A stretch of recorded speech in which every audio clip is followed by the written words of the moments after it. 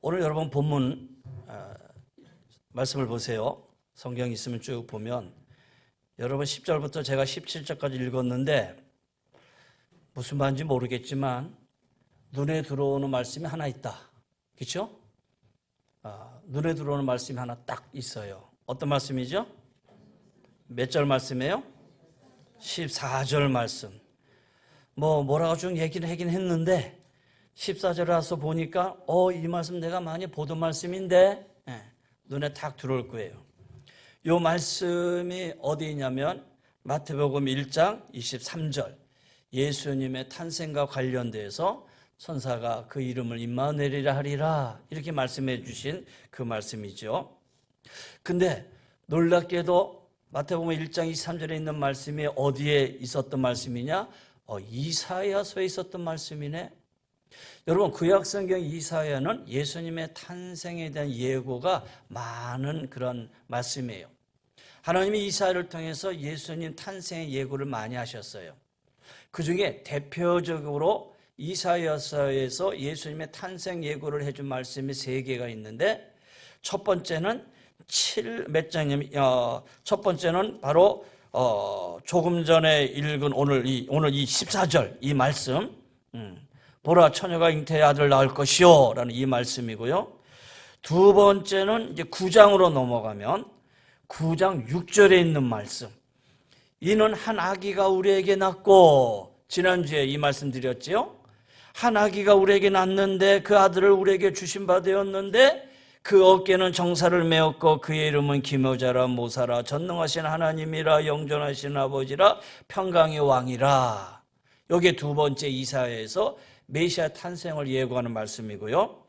세 번째는 11장 10절로 가야 돼. 11장 10절로 가면은 그날에 이새의 뿌리에서 한 싹이 나서 만민의 기치로 설 것이요 열방이 그에게로 돌아오리니 그가 거한 것이 영화로우리라. 그날에 이새의 뿌리에서 한 싹이 나서 메시아 이 땅에 오심을 예언한 말씀이죠. 그래서 이사야서에서 크게 메시아의 탄생하심을 예고한 말씀이 바로 오늘 본문의 7장, 그 다음에 9장, 그 다음에 11장 이렇게 대표적으로 우리가 볼 수가 있어요. 그리고 곳곳에 또 암시하는 말씀도 많이 있어요. 이렇게 본다면 예수님 이 땅에 오심이 어느 한순간에 갑작스럽게 이루어진 일이 아니다. 그냥 마태복음에 갑자기 천사가 나타나서 보라 메시아가 올 것이다 이렇게 얘기하는 것이 아니다. 메시아 이 땅에 오심은 급작스럽게 이루어진 게 아니라 바로 하나님의 큰 계획 속에서 이루어진 일이다라는 거예요. 메시아 이 땅에 오시기 600년 전서부터 예수님 하나님은 이미 이사야를 통해서 이 땅의 메시아 오심을 하나씩 말씀해 주고 계세요. 그러면 이사야 때만 그러냐? 아니죠. 이미 더 올라가면 창세기서부터 메시아 이 땅에 오심을 하나님은 하나씩 계획하고 계셨고 그 계획이 신약에 와서 이루어지고 있음을 우리가 볼 수 있어요. 그런데 오늘 그중에 임마누엘이라는 이 말씀 속에서 오늘 이 이사야서의 본문을 가만히 보면은 정말 이럴 때 이 말씀이 이렇게 이루어질 수 있었을까? 이 본문의 상황 속에서 정말 이 말씀이 이렇게 이루어질 수 있었을까라고 생각할 정도로 이 말씀이 우리가 생각하는 상황 가운데 주어진 말씀은 아니었다라는 생각을 하게 돼요. 다시 말해서 우리가 보라 처녀가 잉태의 아들 낳을 것이다 라고 하는 그 임마누엘의 말씀은 우리는 늘 신약의 관점에서만 봤어요. 마태복음의 관점에서만 봤어요. 그런데 이 말씀을 주시기 이전에 이사야서에서부터는 이 말씀을 주셨을 때 어떤 관점에서 이 말씀을 줬느냐. 그래서 구약의 관점에서 오늘 이사야서의 이 관점에서 이 임마누엘의 말씀을 한번 살펴보려고 그래요. 여러분 이사야 오늘 이 7장 전체의 어떤 그 배경, 이 남유다의 이 배경은 정치적으로 아주 혼란한 그런 시대였어요.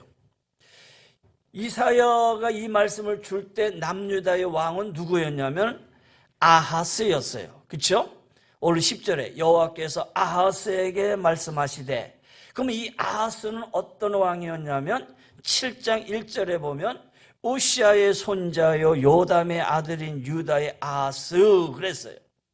근데 오늘 이 이사야 7장과 더불어 동일한 역사를 가지고 있는 말씀은 구약의 열왕기하 16장이에요. 열왕기하 16장에 가서 보면은 아하스를 향해서 뭐라고 얘기를 하고 있냐면은, 아하스가 나이가 20이 되어서 예루살렘을 16년간 다스렸는데 그가 다윗을 쫓지 아니하고 하나님 보시기에 정직하지 못하였더라. 그러니까 이 유다 왕 아하스는 하나님이 보시기에 좋은 왕이 아니었어요. 정직한 왕이 아니었어요. 그뿐만 아니라 그가 어느 정도로 정직하지 못했냐면은 자기 아들을 불에 태워 제물로 바쳤던 인신 제사도 허락을 했고, 이스라엘 자손들을 하여금 이방 민족의 역겨운 풍습을 받아들여서 그 산단과 언덕과 푸른 나무 아래에서 이방신들을 향해서 제사를 드리고 분향하게 했어요. 그러니까 온 이스라엘 땅에 이방의 온갖 잡신들이 들어왔고 그 잡신들을 향해서 제사하게끔 허락을 했고, 심지어는 인신 제사까지 허락했던, 그러니 이 남유다 이 아하스 왕 때에 하나님이 보시기에는 정말 패악할 대로 패악한, 하나님의 말씀에 불순종하고 쫓지도 아니한 그러한 시대가 바로 이사야 이 7장의 배경이다라는 거예요. 그뿐만 아니라 이때에 이 남유다와 더불어 주변의 정세가 어땠냐면은 시리아가 있었고, 그러니까 남유다 바로 이쪽에 북이스라엘이 있었고, 시리아가 있었고, 아수르가 있었고, 아수르라고 하는 신흥 대국이 막 일어나서 북이스라엘을 괴롭히고 남유다까지 이제 침략하는 그런 상황이었어요. 바로 그때에 북이스라엘하고 시리아하고 서로 연합을 해요. 서로 연합을 해서 우리가 저 아수르하고 대항하자. 그래서 북이스라엘하고 시리아가 서로 연합하고 있는 그 상황 속에서, 야, 우리만 연합하면 되겠냐? 저 남유다 아하스하고도 연합을 하자. 그래서 아하스에게 우리 연합하자라고 요청을 보내요. 근데 아하스는 가만히 생각하니까, 야, 내가 북이스라엘과 저 시리아하고 연합하는 것보다 친아수르 정책, 오히려 아수르에게 우리가 마음을 열어서 아수르하고 가까이 하면 아수르가 우리를 지켜줄 거 아니냐? 뭐 구태여 저 시리아하고 북이스라엘과 연합을 해가지고 아수르하고 대항할 게 뭐 있겠냐? 이렇게 생각을 하고 바로 이 아하스는 그들과 연합하지 않아요. 거부를 해요. 그리고 친아수르 정책을 피려고 하는 그때예요. 바로 그때에 여호와께서 아하스에게 말씀하여 이르시되, 이게 바로 7장의 10절로 시작하는 거예요. 근데 바로 이런 상황, 복잡한 이런 상황 속에서 하나님은 아하스에게 뭐라고 말씀하시냐면, 아하스야, 그래도 내가 이 민족을 지켜줄게. 근데 그 바로 앞에 이 북이스라엘과 시리아하고 연합을 해서 남유다에게 우리도 연합하자 그랬더니 아하스가 우리는 너희하고 연합 안 해 그랬단 말이에요. 그러니까 북이스라엘과 시리아가 이것 봐라, 우리하고 연합을 안 해? 그리고 이 연합한 두 국가가 이제는 어디를 쳐들어오냐면은 남유다 아하스를 향해서 쳐들어오는 거예요. 그러니까 아하스 입장에서는 이제 큰일 났어. 더 두 나라가 연합을 해서 이제 쳐들어오니 나라는 풍전등하, 이제 이 나라가 크게 위태하게 되었다라는 거예요. 어려움에 처했어요. 오늘 7장에 보면은 앞부분에 이렇게 얘기를 해요. 2절 말씀에 왕의 마음과 그의 백성의 마음이 숲이 바람에 흔들리는 같이 흔들렸더라 그랬어요. 다시 말해서 이제 우리 큰일 났다. 저 두 나라에 의해서 우리나라가 이제 점령을 당했구나 하면서 막 두려워하고 있을 그때에 하나님께서 이사야를 통해서 말씀을 하셔요. 4절 말씀에 보면은 야 아하스야 염려하지 마라. 그들은 연기나는 부직갱이 두루터기에 불과하다. 그러니 낙심하고 두려워하지 말아라.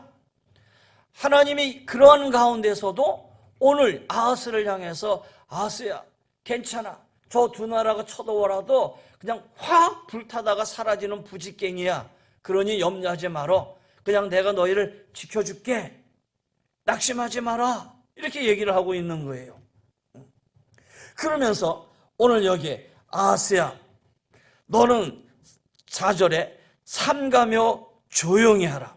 다시 말해서 정신을 바짝 차리고 침착하게 행동하라.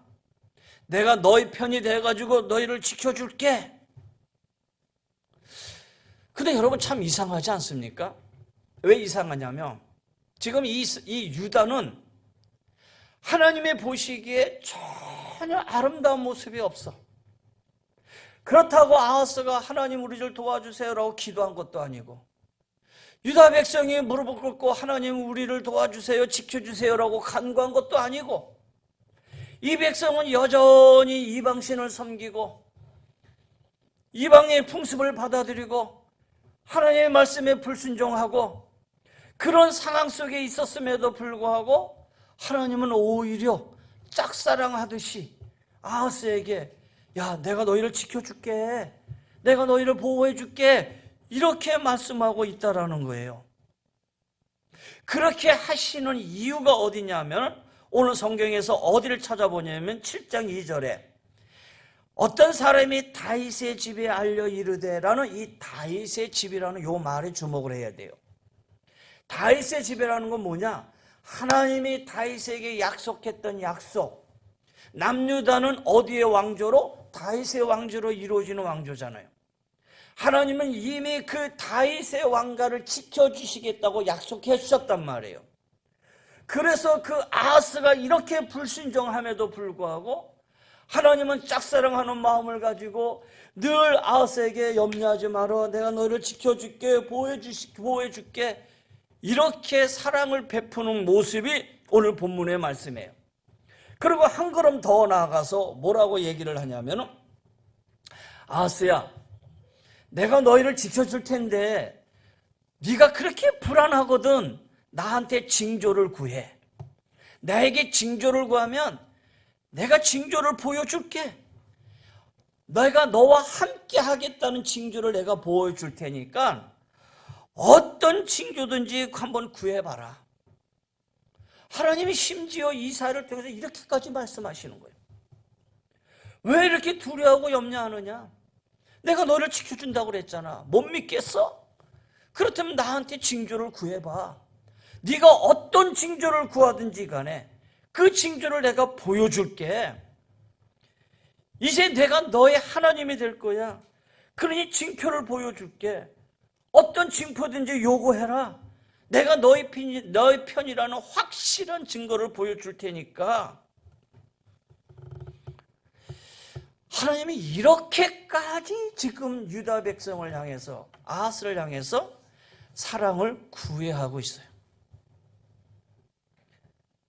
제발 나 좀 돌아봐. 적어도 나는 너의 하나님이 아니냐. 그러니 징조를 구해. 하나님이 아주 애걸복구를 하고 있네요. 그런데 이 말을 들은 아하스가 이렇게 대답을 해요. 12절에 아하스가 이르되 나는 구하지 아니하겠나이다. 나는 여호와를 시험하지 아니하겠나이다 한지라. 네가 나에게 징조를 구하는데 높은 데서든지 깊은 데서든지, 이 말은 뭐예요? 아무거나 좋다. 그 어떤 것도 좋다. 구해라. 그랬더니 아하스가 나는 구하지 않겠습니다. 나는 여호와를 시험하지 않겠습니다. 아니 지금 저기 북이스라엘과 저기 시리아가 지금 연합해서 쳐들어오겠다고 하고 있는 이 상황 속에서도 아하스는 지금 구하지 않겠습니다. 괜찮습니다. 하나님을 시험하지 않겠습니다. 여러분, 오늘 이 12절만 봐서는 아하스가 대단히 신앙 있는 처럼 보여요. 그렇잖아요. 믿음 있는 사람처럼 보여요. 그런데 이 고백은 믿음과 신앙하고는 전혀 관계없는 말이에요. 이 말은 오히려 하나님을 향한 불신앙의 말이에요. 어떤 말이냐면, 하나님, 나는 하나님과 상관이 없습니다. 하나님, 나에게 간섭할 이유 없습니다. 나는 여호와 없이 내 마음대로 하겠습니다. 그러니 하나님 간섭하지 마세요. 그냥 내가 내 생각하는 대로 하겠습니다. 오늘 하나님이 내가 너의 하나님이 되어주겠어. 나에게 징조를 요구만 하면 내가 너에게 보여주고 내가 너희 나라를 보호해 줄게 라고 말씀하는데, 정작 아하스는 하나님 그럴 필요 없으십니다. 아니, 안 도와주셔도 돼요. 그냥 나는 내 생각대로 할 테니까 하나님 징조 안 보여주셔도 좋아요. 이렇게 말씀하고 있는, 정말 불신앙의 모습을 있는 그대로 보여주고 있어요. 그런데 그 말을 들은 이사야, 하나님이 이사야를 통해서 이렇게 말씀하시죠. 다윗의 집에 원하건대 들을지어다. 너희가 사람을 괴롭히고서도 그것을 작은 일로 여겨 또 나의 하나님을 괴롭히겠느냐. 이 말은 뭐냐면, 야, 너희가 백성의 인내를 시험한 것만으로도 부족해서 이제 나의 인내까지 시험해야 하겠느냐?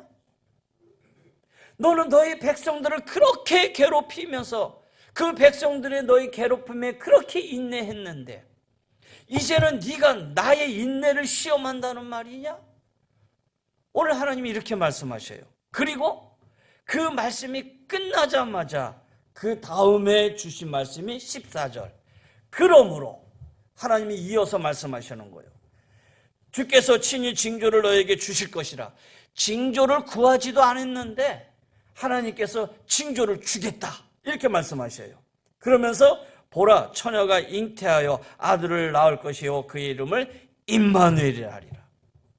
여러분, 오늘 제가 서론을 장황적으로 말씀드렸는데 임마누엘이라는 말이 나오게 된 배경이 이런 상황이었다라는 거예요. 이런 상황이에요. 그러면 이런 배경 속에서 여러분 어떤 생각을 하셨어요? 하나님 징조를 보여주시겠다고 했는데도 거절한 아하스, 그 거절을 불구하고 하나님은 그냥 징조를 보여주셨어요. 그리고 아들의 탄생과 관련된 예언의 말씀을 주신 거예요. 그러면 이 말씀 속에서 하나님은 유다를 여전히 사랑하시고 유다를 도우려고 하는 의지를 늘 가지고 계셔요. 근데 유다 왕 아하스는 거절해. 필요 없다 그래요. 근데 주님 주시겠다고 그래요. 그리고 하나님 징조를 보여주시고 주셨어요. 여러분, 제가 이 말을 왜 반복하는지 아십니까? 참 하나님 초라해 보이는 것 같아요. 안 그렇습니까? 하나님 참 초라해 보여요. 싫다는데 자꾸 말씀하시고, 괜찮다는데 그 괜찮은 걸 부르치고 하나님께서 직접 자, 한 아이가 태어날 터인데 그 이름을 임마누엘이라 하리라 하면서 하나님의 징조를 아하스에게, 싫다는 아하스에게 그냥 던져주셨어요. 그렇다면 오늘 이 징조의 말씀, 처녀가 잉태하여 아들을 낳는다는 이 말씀이 무슨 뜻이냐? 한편으로는 이 말씀은 하나님의 징조를 구하지도 않는, 하나님의 인도를 거부하는 아하스와 유다를 향한 하나님의 심판처럼 들리기도 해요. 표면적으로 이 아기가 태어나서 선악을 구별하기 전에, 다시 말해서 그만큼 오래되지 않아서 너도 이제 재난을 받을 것이다라는 심판의 말씀으로 하셨다라는 거예요. 하지만 이 말씀은 또 다른 관점에 해석할 수 있어요. 무슨 말이냐? 하나님의 일방적인 구원의 선포예요. 싫다고 하는데 하나님은 일방적으로 구원을 선포하셨어요. 임마누엘, 내가 너와 함께 할게.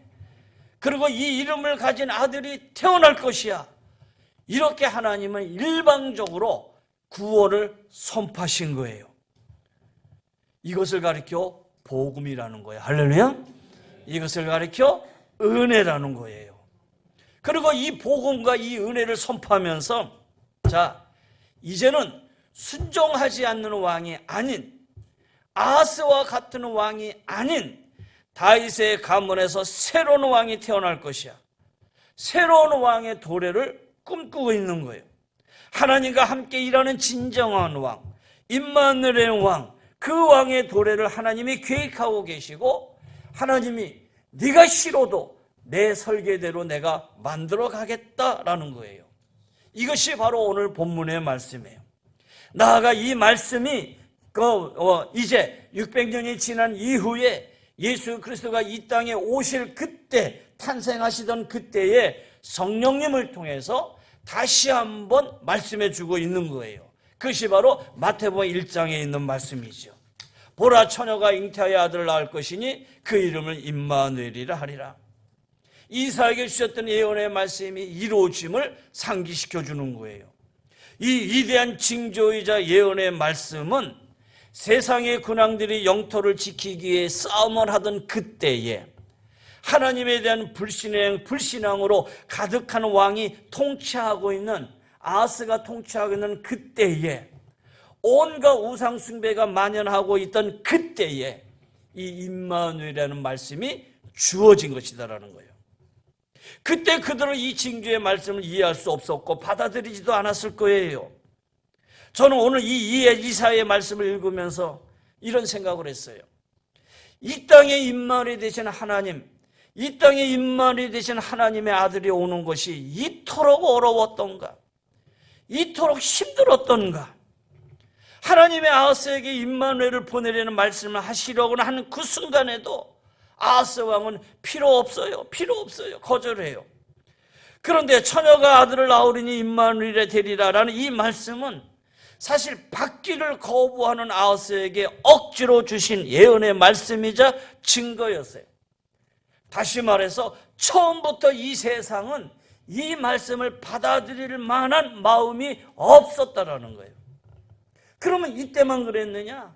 보세요.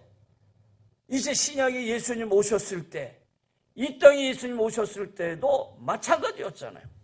그때의 배경은 어떤 배경이에요? 그들이 로마의 식민지가 되어서 고난의 시간을 살아가고 있을 때예요. 그래서 그 상황 속에서 이스라엘 백성은 메시아를 고대하고 기다리고 있었을 그때임에도 불구하고 정작 하나님의 아들 메시아가 이 땅에 오셨을 때는 그분을 맞이할 공간조차가 없었잖아요. 누가복음에 의하면은 예수님이 태어나시던 날 베들레헴 여관에 방이 없었어요. 예수님을 맞이할 곳이 없었어요. 그래서 결국 예수님은 마국간에서 태어날 수밖에 없었어요. 그때도 이사야 때도 그랬지만 신약의 마태복음 이때에도 세상은 하나님의 아들을 영접할 마음이 없었다라는 거예요. 그럼에도 불구하고 하나님 말씀하십니다. 처녀가 잉태하여 아들을 낳을 것이니, 처녀가 잉태하여 아들을 낳을 것이다. 하나님의 아들 예수 그리스도 이 땅의 백성이 너희가 원하든 원하지 않든, 이 땅의 백성이 그의 누우실 자리를 준비하든 준비하지 않든 반드시 오실 것이다. 처녀가 잉태하여 아들을 낳을 것이다. 여러분, 이것이 하나님의 은혜요, 이것이 하나님의 복음이다라는 거예요. 임마누엘, 하나님 우리와 함께 하신다는 뜻이에요. 이 위대한 약속은 하나님을 간절히 구하는 자들에게 주어진 것이 아니었어요. 하나님을 멀리하고 하나님을 구하지 않던 우리, 나와 같은 우리에게, 나와 같은 사람에게 주셨던 하나님의 징조였어요. 아하스는 거부했는데 하나님은 주셨어요. 세상은 받아들일 만한 준비가 되어 있지 않는데 하나님은 이 세상 안으로 밀어넣어 주셨어요. 예수 그리스도, 바로 그분을 말하는 거예요. 보라, 처녀가 잉태하여 아들 낳을 것이요 그의 이름을 임마누엘이라 하리라. 자, 말씀을 한번 정리하면서 결론을 내어보려고 해요. 반복되어도 말씀드립니다. 징조를 구하지 않은 아하스를 보면서 여러분 어떻게 생각하세요? 오늘을 살아가는 우리의 모습 아닙니까? 온갖 불신앙으로 살아가는 우리의 힘과 능력, 지략과 재물, 권력을 의지하며 살아가는 우리, 하나님께서 함께 하시겠다고 우리에게 징조를 보여주시겠다고 하는데도 필요 없다고 말하던 아하스처럼 우리 하나님의 도우심, 하나님의 간섭하심을 도리어 귀찮아하는 자들이 바로 여러분과 내가 아니겠습니까? 가만히 돌아보세요. 하나님은 여전히 임마누엘이라고 말씀하시는데 우리는 하나님 안 하셔도 됩니다. 그냥 이 정도, 이 상황이면 이 정도로도 내가 할 수 있습니다. 이렇게 교만했던 우리의 모습이 아니냐라는 거예요. 그래서 오늘 다시 한번 여러분 우리 자신에게 묻습니다. 우리는 과연 하나님의 아들 예수 그리스도를 모실 방을 가지고 있습니까? 아들 탄생의 예언조차 그 징조조차 받아들일 공간이 없던 세상이었어요. 그렇다면 과연 우리는 정말 예수님 오심을 기다리고 있느냐라는 거예요. 사실 아무리 생각해봐도 우리에게 그런 자리가 없는 것 같아요. 우리는 성탄절을 맞이할 때마다 아기 예수님을 우리 마음에 모시고자 끊임없이 내세이지만은 정작 하나님의 아들 예수 그리스도를 받아 맞이할 만한 그런 마음의 준비가 여러분 충분하시다고 생각하십니까? 2000년 전에 예수님은 아기 예수로 오셨지만 이제 다시 오실 예수님은 만왕의 왕으로 오십니다. 그때 오실 예수님을 향해서 마라나다, 주님 어서 오시옵소서, 이렇게 당당하게 말할 수 있는 믿음의 모습을 가지고 계십니까? 예수님을 영접하고 맞이할 수 있는 그런 마음의 자세가 우리가 이미 다 준비되어 있느냐라는 거예요. 어떻게 보면은 입으로는 임마누엘, 하나님 나와 함께하고 있습니다 라고 말은 하고 있지만 실상의 우리의 모습은 임마누엘의 하나님하고는 전혀 관계없는 그런 모습 속에서 살아가고 있지 않습니까? 하나님이 말씀하십니다. 내가 너에게 징조를 보이리라. 2023년도에도 끊임없이 말씀하셨습니다.